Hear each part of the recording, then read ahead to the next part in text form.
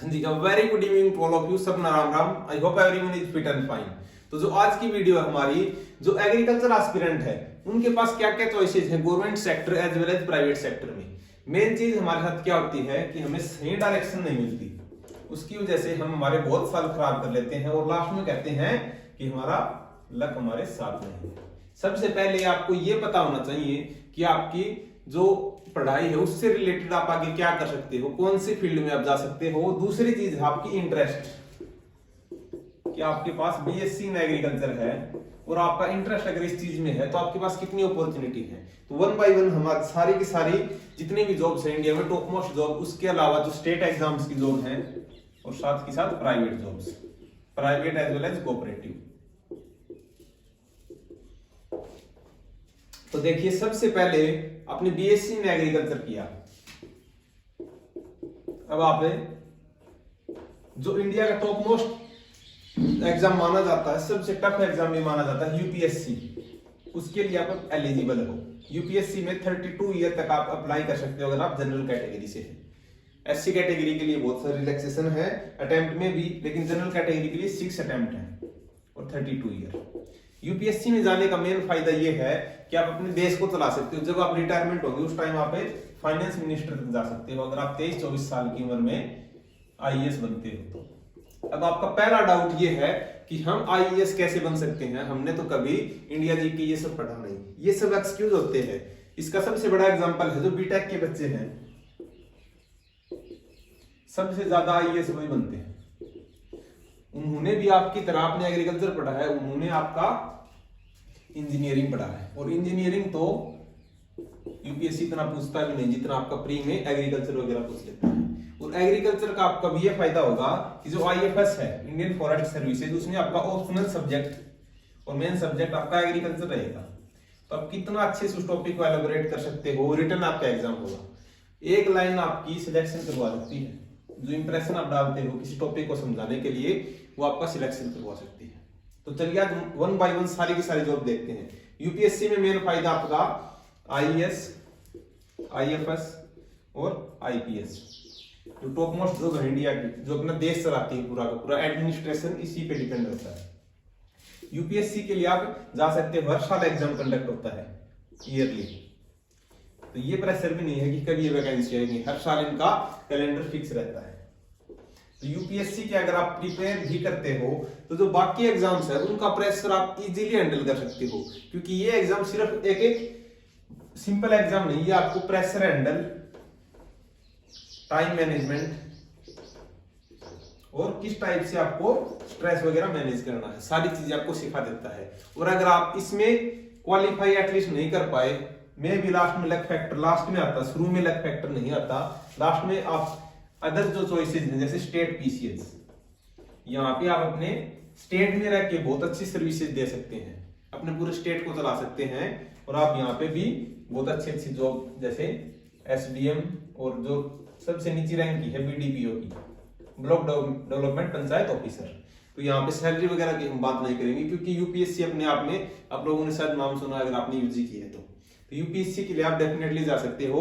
बस इसमें आपको दो चीजें चाहिए, consistency, regularity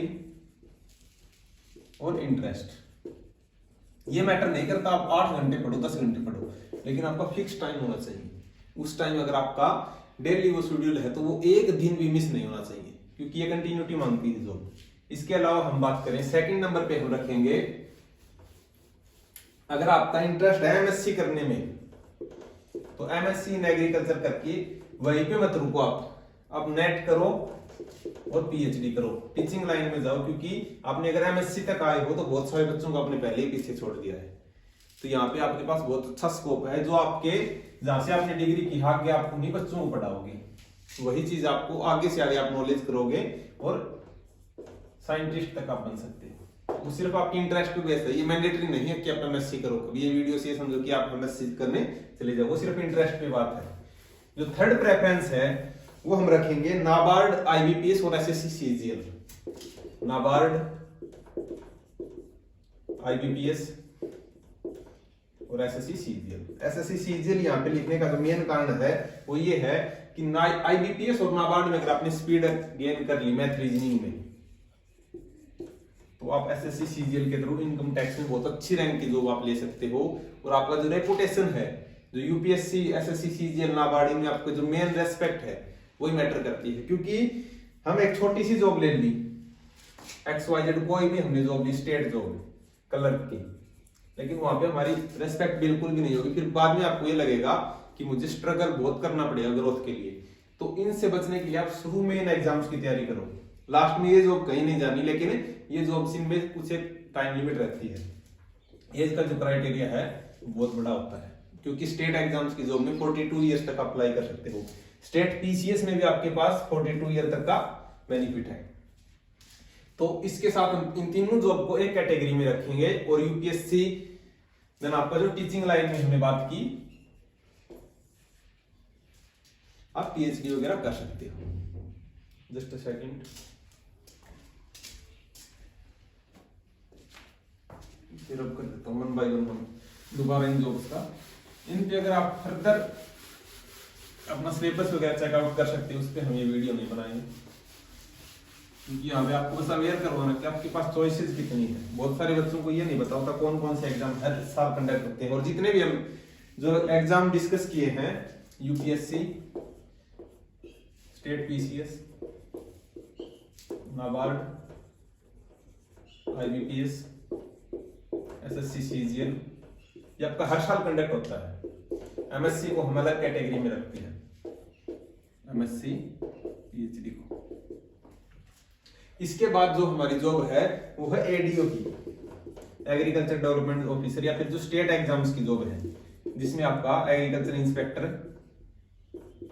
soil conservation officer, जितने भी एग्जाम हैं, हॉर्टिकल्चर, जेई, ये सारे के सारे स्टेट एग्जाम में आते हैं। लेकिन इन पे जो मेन दिक्कत होती है, 4-4, 5-5 साल में जॉब आती है।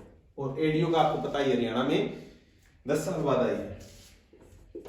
देन आपका जो कोऑपरेटिव सेक्टर है वो भी हर साल एग्जाम कंडक्ट करवाता है, इफको, क्रिपको, और आपका जो एनएससी है, नेशनल सीड कॉर्पोरेशन।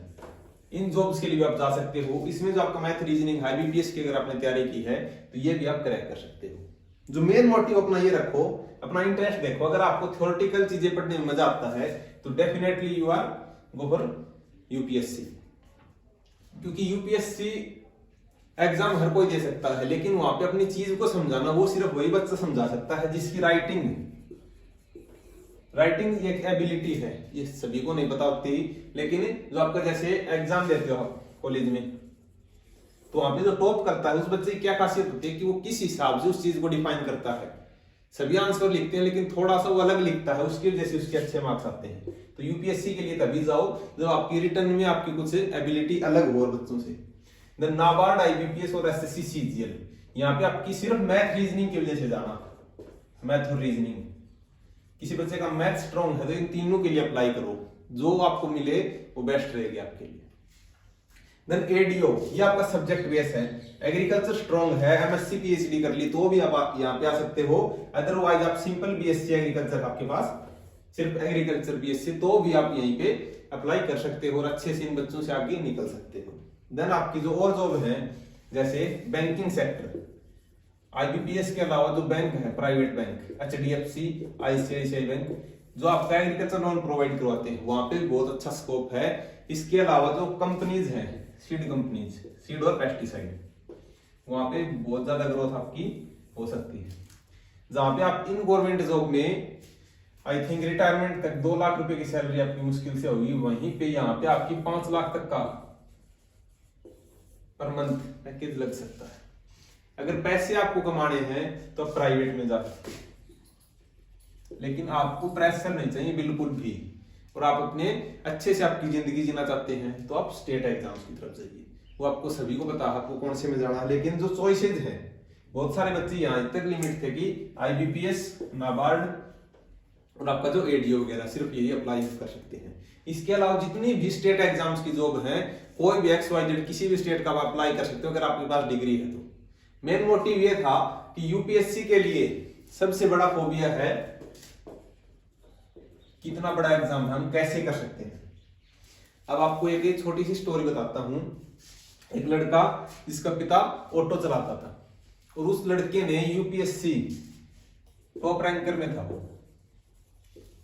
अब ये नहीं है कि उसके पास आपसे अलग 24 घंटे से ज्यादा उसका दिन होता था, 24 घंटे ही उसे मिलते थे, लेकिन उसकी डेडिकेशन और उसका हार्डवर्क, उसकी भी पढ़ाई आपकी तरह BTech, BSc in agriculture, simple BSc, BA, ये चीजें मैटर नहीं कर सकती।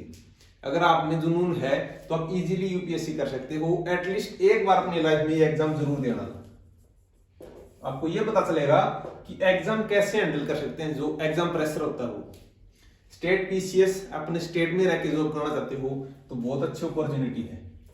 बस ये आपका थोड़ा सा टाइम एक्स्ट्रा मांगती है, 1 से 1.5 साल कंसिस्टेंसी, और हर साल कंडक्ट कराती है जो आपकी यूपीएससी अपना जो आईएएस वगैरह 800-900 पोस्ट आती है हर साल। और आप नंबर पे मत जाया करो, लेकिन बस थोड़ा सा मोटिवेशन लिया करो कि अब की बार थोड़ा इंक्रीज हुआ है। और अभी जो आईबीपीएस की तैयारी कर रहे हो बच्चे, वो आपका सिर्फ मैथ पे ज्यादा ध्यान दें, क्योंकि मैथ में बहुत सारे कॉन्सेप्ट होते हैं वो हमें नहीं आते, और उसकी वजह से हमारी रीजनिंग भी वीक होती है। जिस बच्चे का मैथ स्ट्रॉन्ग है उसका रीजनिंग ऑटोमेटिक स्ट्रॉन्ग रहता है। रीजनिंग में आप 2-3 बार प्रैक्टिस करो, और मैथ में ये है कॉन्सेप्ट कभी भी आप मत भूलना। तो मेन जो जॉब्स थी ये थी, इसके अलावा बहुत सारी है, आप चेकआउट कर सकते हैं कहीं पे भी। लेकिन जो आपका कैरियर अपॉर्चुनिटी है इन जॉब्स में, आपकी सैलरी प्लस रेस्पेक्ट दोनों आपको अच्छी खासी मिलेगी। तो आज के लिए बस इतना ही। जो एडीओ की पोस्ट थी उस पे एक बच्चे का डाउट था, आई थिंक कि राजस्थान या फिर हरियाणा वाले कुछ ऐसा सीट वगैरह का था कि किस हिसाब से सीट अलॉट होती है। तो जो जनरल कैटेगरी है उसमें सारे स्टेट आ जाते हैं। अभी तक कोई भी कंडीशन ये नहीं है कि इतना % रिजर्वेशन अदर स्टेट के लिए है। अभी तक सारी कैटेगरी के लोग जो जनरल में है या फिर अदर स्टेट, सारे जनरल के ही हैं। चाहे वो हरियाणा का कोई भी जनरल कैटेगरी का हो या फिर अदर स्टेट का, दोनों जनरल कैटेगरी में फाइट करेंगे, दोनों के लिए सेम है। तो आज के लिए बस इतना। उम्मीद करते हैं ये वीडियो अच्छी लगी होगी, और अच्छी लगे तो इसे लाइक जरूर करना। हमें ये पता चलेगा कि आपका इंटरेस्ट है और वीडियो लेके आने के लिए आप थोड़ा बहुत मोटिवेशन हमें इससे मिलता है। धन्यवाद।